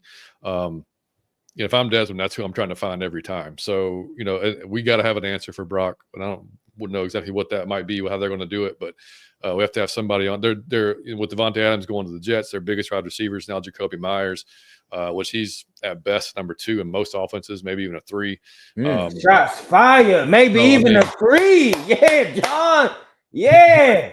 So I'm just saying, dude, like there's no reason, there's no excuse like that. You can't, if we lose this game, I don't want to hear nothing in the post game. I don't want to hear nothing, like literally nothing. Like I'm done, man. Like if you lose this game against a bad Raiders team, when you have to win just to try to get, keep pace with the Bucks. The Bucks, our boys, hopefully the Bolt Bros can take care of the freaking the Bucks this week. And then I don't know, like the Saints, our Desmond Saints are playing the Commanders. Like we kind of almost need the Saints to beat the Commanders to kind of help us in that playoff race right there. So man, I don't know. We shouldn't be in this position. No, that's what's annoying. That's why I said to start the show off. It's like we got ourselves in this position now. So now we have to try to literally win every game. Like our playoffs for us starts this week. We have to try to win every game out. So we was high stepping at the 40. Yeah, because we lose one game. Look, if we go 3-1, the Bucks they just have to go 2-2, and that's how they win a division. So we have to hope the Bucks lose or we win all of our games and make it a little bit easier on ourselves. So who knows, man? Desmond said Khalil Mack.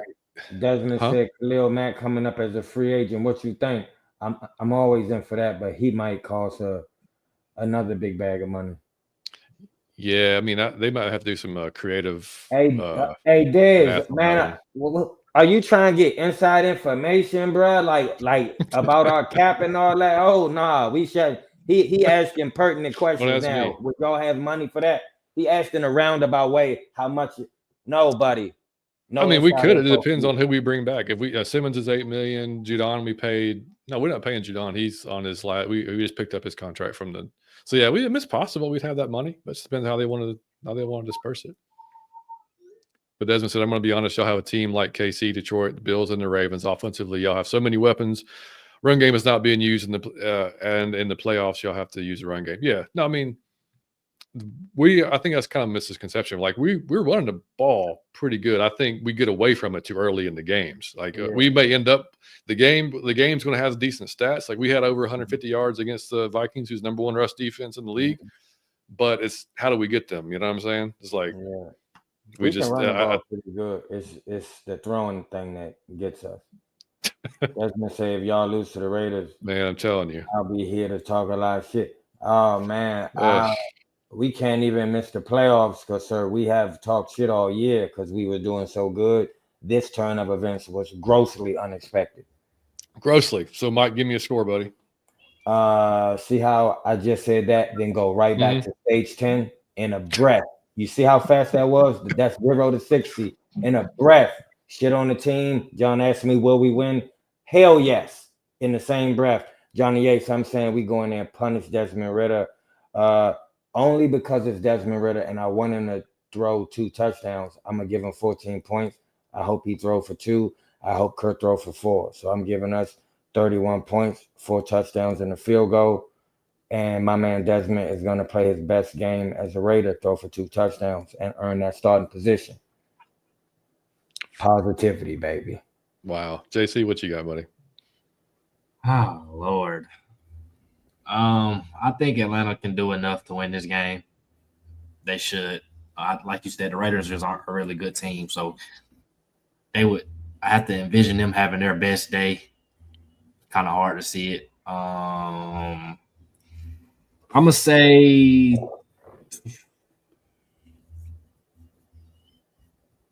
say they're somewhere around like 17, and then we're probably like around 24 or 27-ish. Okay. I don't think it's going to be I don't think we have the capabilities to blow anybody out right now with Kirk turning the ball over the way he is. And it's, like Mike said, it's kind of frustrating that we are even at this point. I hate getting to this point of the season and having to be like, we need such and such to do this. We shouldn't be in this position. We could just be like looking at our own business, worried about us. But this is the position we put ourselves in. So, like you said, theoretically, we win and the Chargers beat Tampa Bay, and you're right back in where you want to be at. So, I'm gonna say Atlanta wins this week, but oh my God, like I said, I can see the disappointment already. I can see Ridder having a career day. Because Raheem Morris has talked a lot of shit about Ridder, honestly. So Ridder has every motivation to play. That's what I said last week, yeah. He got all the motivation to play well, but I think Kirk kind of has a lot of motivation too, because like you said, this might be his last game. Honestly, if we lose this game, it should be his last game. Yeah. It should be. Yeah. Well, I'm gonna be insanely optimistic and say 31-13 and say yeah. I'm gonna say we put it on them, and I have nothing to base it on whatsoever. So just, out of your Falcon mind, because again, we don't know. That team could show up. I mean, you never know because we haven't seen it in a while. So maybe I don't know. Maybe it's due. Who knows? But I just want to say this. But that is what I think is really what pisses me off. To be honest with, like what makes me angry about Kirk Cousins is the only benefit to going to get you above like the rest of the people was your veteran. You was a veteran, and like that you could be relied upon for consistency. Like we knew what you was gonna do. Like you was calm. You wasn't, you wasn't a risk. You knew the procedure. For all three of us to be saying, yeah, because you just don't know what he gonna do. You don't know who gonna show up. You don't know where he gonna throw. Like to a veteran, that is what aggravates me. Like you could do that to a rookie like Bryce Young or Penix. You might be like, he might look poised and he might be all over. He might be running for his life all over the place. He might throw 3 touchdowns or 3 interceptions. To be saying that of your running back, people think Matt Ryan was born because it would be 2 touchdowns for 300 yards. Man, a hot pocket every day. It seemed boring, but your stomach ain't growling, is it? But now your stomach growling, like, because Kirk, you don't know if you getting a turkey whole dinner or you eating nothing. Like, and that's the risk. Like, I'd rather had a consistent hot pocket, and that's just to have a veteran quarterback that we all like, dog, who gonna show up against a sorry team? Like, just think of that. Like, we all worry, like, damn, I hope he can be lucid. Yeah. Like, while he's on the field, and it's just that's for that amount of money, and he is not 68 years old, man. Come on, buddy, get it together. TB2 your diet and get some sleep. Let's go. Yeah. One thing about this team though, like the 31 isn't crazy because we know they can move the ball in between the 20s. So for me, turn the TV off. Let me know we're in the red zone. And then let me see, because I mean, we can move the ball. We've outgained the Chargers. We've outgained the Broncos. That's 2 top 5 defenses in the league. And no, we didn't outgain the Broncos. That's my bad. But we outgained who we played, the Vikings. Another top 10, 5 defense in the league. So it's like we don't have a problem moving the ball at all. No, it's red zone, man. We can't score in red zone. And the defense, I think the defense, like you said, 13. I was at 17. I think the defense can have a day, but it's really a clear game plan. Just take Brock Bowers out the game. I don't know what you want to do for that. I don't know if you want to possibly put AJ on him. I don't know if you want to, or just double team him. Like just double team. Don't even allow him to get started. And like you said, Jacoby Myers, that shouldn't be too much of a problem. We shouldn't see anybody out there looking like they got sniped out the damn stadium. Yeah, I mean, we did let MVS go cook us though. I mean, in New Orleans, so maybe we should back off of that. But I mean, I would ask everybody his key, but I think we all have the same keys. Kirk, don't do any dumb shit. Don't throw interceptions. Defense, get after Ritter. Keep the front 7. Keep getting after that pressure. Get the quarterback on the ground. Don't let Ritter go. If it is Ritter, he can scramble. He can run. He is kind of fast. So we don't let him do anything crazy. Yeah, like you just said, JC, control Brock Bowers.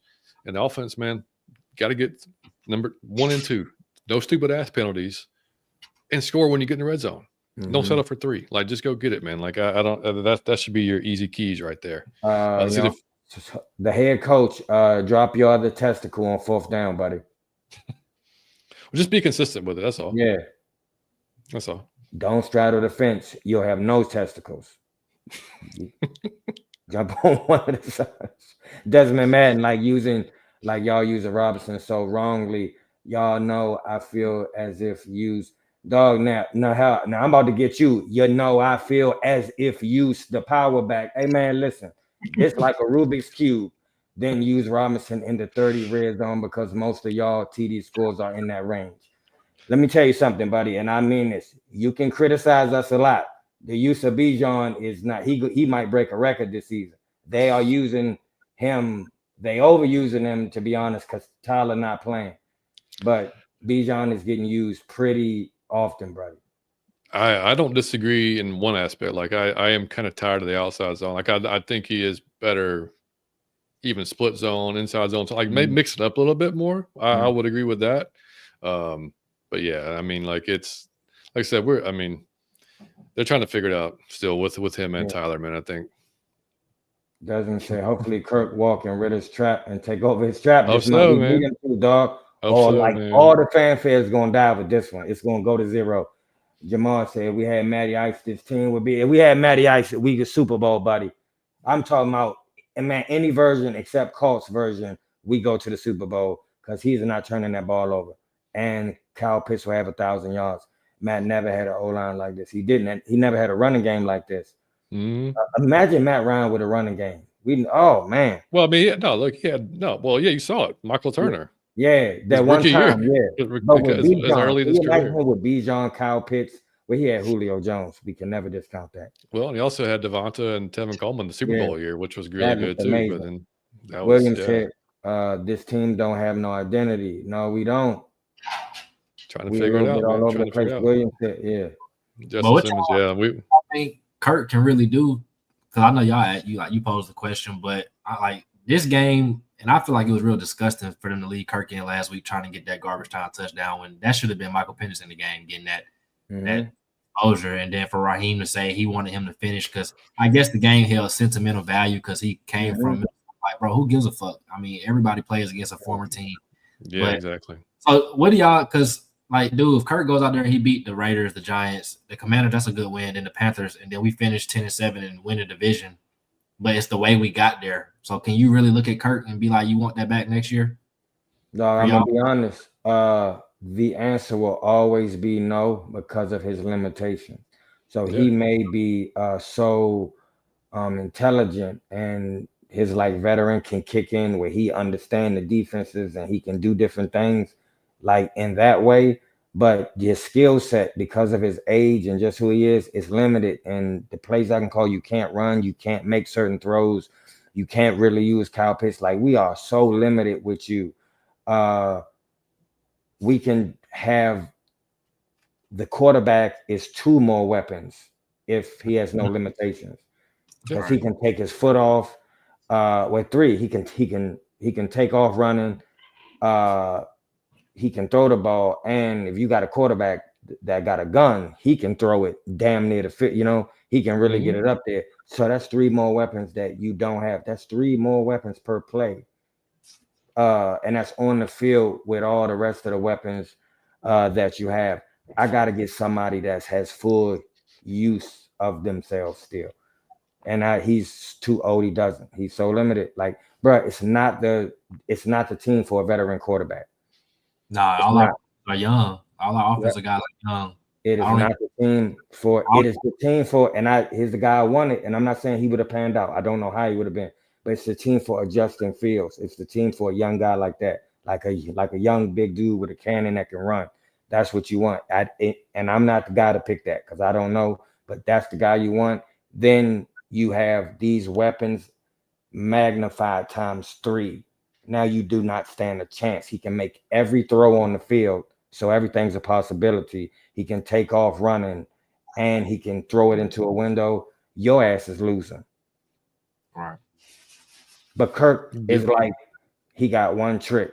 He can do like a balloon animal, and he got to be here for 2 hours. He don't got nothing else. And we like, oh man, but that's he the thing. Know what else to do. Yeah. But that's the thing. You want those balloon animals to be like amazing. Yeah. Like if you could only do one thing, then that one thing needs to be just fucking amazing. Like that's the thing.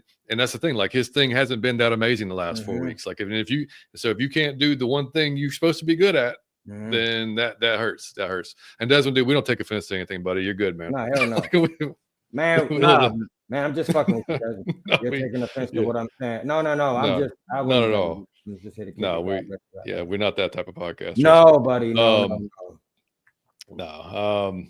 William said, let's stick to what's working. Take offense to it. You know what? No, I'm just fucking with you. William said we have to stick to what's working, running the ball, and then play action. Yeah, we do not play action. Oh, JC, great one for you. Kirk Cousins is widely known in the NFL as probably the best to do play action, like statistically. Since he been in Atlanta, he does it the least in the NFL. Why do you think that is? If that's what his skill set is, that's where he throw the best out of. Why would he be doing it the least of any year in his career? I don't know. Maybe because his old ass can't turn around and process fast enough. Can't do a drop. Damn. I mean, I'm just being honest because it's just like if you get a player that is notorious for shooting threes, but his numbers drop that year, you're gonna keep making him shoot a high volume. It's not good for him anymore. Like we came out the bye week with a heightened emphasis on running play action, but when we run it, it's not working. Like if you run play action for Kirk, you gotta have a 7-man protection, if not anymore, because you don't want him turning his back. And it's so slow. Even when he hands the ball off on like a stretch play or outside zone, he can't even get out there. He's like looking like he's about to flip over himself. So, like I said, the time he turns his back, has to snap his head back around and throw the ball with any velocity. He just doesn't have that anymore. And I think that's why they run a lot of that pistol formation too, to ease his drop back. So, like you said, it's limitations. And those limitations limit the offensive coordinator and they limit everybody else. It's not fair. Zach Robinson for that type of offense. So it's holding everybody back. JC say the man can't even turn around fast enough. It still be dizzy when he turn around. It's not clear yet. This is what you're saying. He need a second that he don't have to. Boom. There you go. Yeah. Ricky said, y'all better not let Render come in and beat us in Swift. Telling you, dude. Falcon fans will turn on the team, bro. And I'm telling you, gotta be there in a heartbeat. They will turn on the team, and I'm telling you, they will turn on the team on Sunday because the play action coming out of the shotgun. I don't know why he wasn't. I was wondering why. If you so prolific at this, why would you not be doing it? But JC might be right. He might have been doing that in practice and being horrific. And they said he too old. He do not need it. Even like him lining up under center, like that's good for him too, for his career wise. But he's not doing that here. You have to ask yourself why. They're not idiots. If he succeeds in play action under center, then he comes here off of Achilles injury and he's not doing it. Why? He's probably not physically able to do it, which is unfortunate. And you wouldn't know that until you get him in the building. So they probably learned it during the offseason when they wouldn't let anybody come to the training camp. That tennis thing had to be cap cut. He did something. He used cap cut. I'm telling you, man, you gotta get the encoding. He did some editing because there's no way, dog. It's not the same person. I refuse. Yeah, no, he finessed AI. He finessed us for sure. He finessed us. He got a bag of money. He like Madoff. Him and Madoff the same. They got it all. Did you see what Ben Kirk said about cut? No, what did he say? Is that what you said we were talking about earlier, JC? I watched his breakdown. He was just like, even the stuff that Kirk is doing, like that's nothing that Penix can't do. And they was basically saying Kirk is he makes a lot of epic throws. Like somebody gets in his face, he just closes his eyes and throws it. And he had a lot of other balls that could have been picked as well that game. So he did. Yeah. Yeah, for sure. All right, Mike. What game you want to play, buddy? Let's close this thing out. You tell me. Man, I'm going off air today, so I don't have nothing. So just me too. You want to do underrated or overrated? I don't give a shit. Well, let's do underrated, overrated. Just don't let me go first. Okay, well, I'll go first. Okay. Underrated, buddy. Red's frozen burritos. And y'all gonna laugh. Have you ever had these before? Where you need some dew wipes at the same. You should buy those and the dew wipes. No, dude. These are amazing. Like I have never had these before. Man, I picked them out. I'm gonna pick some up one day, just like as a snack for Liam. Dude, you can have like 2 as a meal. I've never even heard of them, but yeah, Red's frozen burrito. They're kind of small. So like 2 would be like a meal, 1 would be like a snack. You know what I mean? Okay. But we're always talking food on here. So I just figured I would help y'all out if y'all want a quick, easy, and then we would throw them in the air fryer for like 15 minutes. Okay, man, I got one for you. If you're going food, underrated. It's not on the menu, but if you go to Chipotle, you can get a quesadilla. Yeah. Yeah, with with any type of meat in it, or you can get with the veggies in it. And the quesadilla from Chipotle is something. It's their best thing. I don't know why they don't list it on the menu, but you can ask for it. It is out of this world. JC, but you can underrated, overrated. You can do in or out, or you can do. I was wondering, which is literally you just ask anything in the hell you want to ask about anything, whatever you want, man. And if you need time, all right, go ahead. I don't even know because I don't really know the rules of the game. Hey, but, man, there's no rules. It's out of your Falcon mind. I just said a frozen burrito was underrated. So literally anything. Yeah. I'll go with the wondering. I'll keep it like NFL related. Do y'all think seeing all the rookie quarterbacks kind of look like they're working out for the most part? What's y'all thoughts about this draft class? Is it one of the best? And do you think our guy can come in and pretty much do like where would you rank him? Where do you think he's going to be at as far as everybody else in that class? Seeing what you see from him now. Here's how I feel about him personally. I don't know that he'll be the best in that draft class. For some reason I called this. Everybody know I was a big fan of Bo Nix. I think that Sean Payton is going to use him properly. I think he's going to be a star. I don't know if Penix will be the best in the class, but I will say this. The only way I can even explain this is just if you ever seen like if you had a friend who found like a girlfriend and then you saw that like she perfect for him, like as far as that's the plug to the socket, that they were supposed to be together, like that was perfect for him, and the girl could not be everybody's type, but like that is what he liked, that is perfect for him, that's what he need, that's perfect. That is the way they raved about Penix. Like that is exactly what we need. It was like you're trying to find a plug, and it was the exact shape, and that's the way they was talking. Like this is, oh my God, like all the skills. It was like they put skills on a piece of paper, and he checked every one of them boxes, and they lost their mind. Like, oh shit, this to do, and that excites me so much. So I think for the Atlanta Falcons, I believe he'll be the next one, like Vic, Ryan, Penix. Because they got to pick a custom-made plug to what they wanted to do, and they was raving about, oh my God, we found the perfect one. I believe he gonna step in and do. I believe he the perfect one. I believe what they said. I believe he gonna come in and murder it. And I'm not saying off rip, but I think he gonna show flashes at least off rip, like he the one. So I don't care if he lose. He gonna do something. He gonna do 2 or 3 things that have us all like, that's him.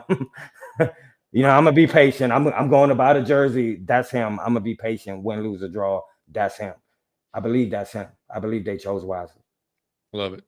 Yeah, I think this could go down as being one of the better like QB classes that we've ever seen, like in a long time. Because all those guys, like you said, Bo Nix, Jaden Daniels, Caleb Williams, Drake May, even talking about Drake May, how he may look so much better in year 2 or 3. Talking about like Josh Allen comparisons and stuff like that. Yeah, I think Penix can be. There's no reason why he shouldn't be right up there, especially if he's inserted in this offense relatively soon. Even even next year, year after. I mean, like I don't think to me, there's no way he's not starting 2026. Like no way. Like there's no way Kirk is staying. I hope he's starting before then, but like there's no way that Kirk's playing, in my opinion, year 3 and 4 of that deal. Just not going to happen. Barring a Super Bowl run that nobody sees coming. But that'll be it. But no, dude, he should be. Like I said, you got tons of talented guys around him as far as the skill positions that you can probably only build on in the next few years. You got to address the right tackle eventually. A good offensive line. You got all and we know he can spin the hell out of the ball, man. He can make every throw that you want to make. It's just boils down to like it does with every other QB, man. Like, can he process what he's seeing quickly and understand these NFL defenses? And, like every QB has to just adjust to how that speed of the game, man. I think he can. I think he's played so much football, man. Like, I think he's ready. So yeah, I'm with you. What's up? Okay, man. Just hear me out. 3rd string safety net, Matty Ice. Just in case of injury, just in case of tragedy, just in case for emergency. He come in, right? I just can't let it die, buddy. You said what? Did you say last week that you had to, once you finally admitted to yourself watching the Colts, Matty, it was time for him to go. But I'm just saying, just for like he gonna be inside glass. We break in case of Nice. emergency. It's a 4th and 1. We just need one drive because that's all his arm good for. Oh, why do he dress his kids, man, like senators? Stop that, Matt. It's hilarious. Isn't Like it? every picture, just had them kids in the sweatpants and jerseys sometimes, man. We love you. What do y'all think? It's not really a format of the question y'all have, but what do y'all think about the Vikings situation? Because I find it interesting how, like, what would y'all do? I With know the quarterback. Sam Darnold's balling, so it's like I see a lot of people saying that they would give him a 1 year, but I think Sam Darnold would get more on the open market. But also, you know, are you that confident that JJ can do what Sam is doing? So what would y'all do? I think he walked into a perfect situation in that Kevin O'Connell offense. I think it's made for. I mean, because we've seen so many times, man, quarterbacks end up in bad situations. Offenses don't really fit them, and all of a sudden they go to somewhere that the offense does fit them, and it's just like, oh shit, where was this guy before? Well, yeah, this is what he's good at, you know. And yeah, it doesn't hurt that he's got JJ and Jordan Addison and TJ Hawkinson and stuff like that. So, yeah, I think if I'm the Vikings, I'm signing him to a deal. I mean, especially after. So then what you do with JJ? What you do with JJ then? Just let him sit, or because Sam's only 26, so I don't think that timeline would add up. So you would probably have to move JJ, I guess. You'd have to, I guess. But I mean, if he completes this season on the same type of run he's been on, like that's hard to take out of the lineup, man. That's tough. Nah, it is. Yeah. What you think? Especially for like an unknown, like you don't really know what JJ's going to be yet. But this offense was made for Sam. It was made for Sam. He's doing excellent. To take him out for unknown may be your biggest regret, and it might get you fired. Yeah. So I got one more for y'all though. You know, when you go to a place that got a bunch of pancakes and they tell you which you can get chocolate chip, you can get this and that. Do you have a favorite pancake? Man, I hated pancakes until about 2 weeks ago. I had Fruity Pebble pancakes. Now I think that's how do you hate pancakes? Fruity Pebble pancakes with strawberry syrup, which I had never had strawberry syrup. So that was like a baby eating ice cream for the first time. And I had Fruity Pebble pancakes, which made the pancakes taste good. I was wondering, do you like pancakes or do you have a favorite? Because they got 15 flavors of them. Like, I'm simple, do you have a favorite pancake flavor? Or do you not? I mean, I love pancakes because you're going to mean mainly because of the maple syrup. You have to have like the real maple syrup. But if you put that on there, you're straight. But and butter, of course. But no, I'm simple though. Pecans, man. Pecans. I'm good. Put some pecans in there. Yeah. Now, are you saying pecan pancakes? Or are you saying put pecans on regular pancakes? No, like in the pancakes. I've never had those. I bet that take. Yeah. Okay. It's good. With syrup, yeah, that probably would be good. JC, what you say? I'm still stuck on the Fruity Pebble pancakes. Oh, dog! I'm telling you, it's like He posted it on TikTok, man. Yeah, it looked good. I posted it on TikTok. It was the most amazing breakfast food. I don't even eat breakfast. Yeah, I like breakfast food, so I would be interested in trying it. I prefer waffles over pancakes. I've never had a flavored pancake though. I only had original. So, do like waffles have flavors? Is it different, like flavor waffles? Pebble waffles too. So I guess they. Oh, I'm about to go to the grocery store. What? They do stuff with the waffle. I never had it before, but was the Fruity Pebbles cooked into the pancakes or like they were on top? Yeah, it was like in the pancakes. So they was like in the waffles. Nah, I think this was on. Well, I think it was cooked into the waffle. It was cooked. Cracker Barrel. That Fruity Pebble pancakes is the only place that I've seen that got them.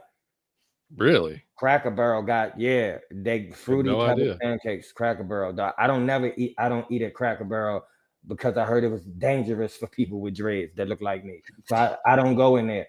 Right. But I was on like Uber Eats. Right. I swear to God, I heard that from too many people. I wouldn't even take the chance for. Dude, I've seen black folks in Cracker Barrel every time I went. Oh, seriously? I don't want to die. Yeah. I don't want to die over eggs, buddy. I mean, maybe it's something. If I die, but I was on the app. I was on Uber Eats and I was scrolling, and I said I would get something that I haven't had before, and I just tried it, and I said that was I've had it 3 times from then on, and it's let the name fool you, buddy. Huh? Let the name fool you, Cracker Barrel, buddy. Don't let it fool you. Oh yeah, see what I'm saying? You're welcome. Yeah. You're welcome Yeah. there, buddy. You're But welcome. that food, the pancakes, they're the only ones that got it, but just they baked into the pancakes. But waffles with them into it will be probably just as good. I gotta try that. I'm gonna get you a waffle maker for Christmas. So Hey, there we go. Waffle maker Mike. I'm gonna start my own YouTube. All right, man. So we'll close this shit down. It's been an hour and 45 minutes. JC, dude, thanks, dude, for coming. Thank you, with buddy. us, man. It was fun as always, brother. Yes, sir. Yeah, man. Tell the folks where they can find you, man, and on Twitter and what your podcast, all that stuff. YouTube, TikTok, and Instagram is all at 4 Quarter Sportscast, and then the Twitter is at 4Q Sportscast. Trying to get more active on TikTok because I see that's kind of like the most popular one, I guess. Or yes, I'm trying to get more active over there on TikTok. But yeah, those are all three the same, and then the Twitter is 4Q Sportscast. Like you said, John, I try to stay off of Twitter though. I don't. Man, it's tough. Yeah, I definitely, like I said, I'll live tweet during the games, but then throughout the week, it's just hit or miss. Whenever I can get on there, I'll get on there, post a few things, and that's about it. But yeah, man. So y'all definitely go follow JC, man, and check out the shows, check out the TikTok.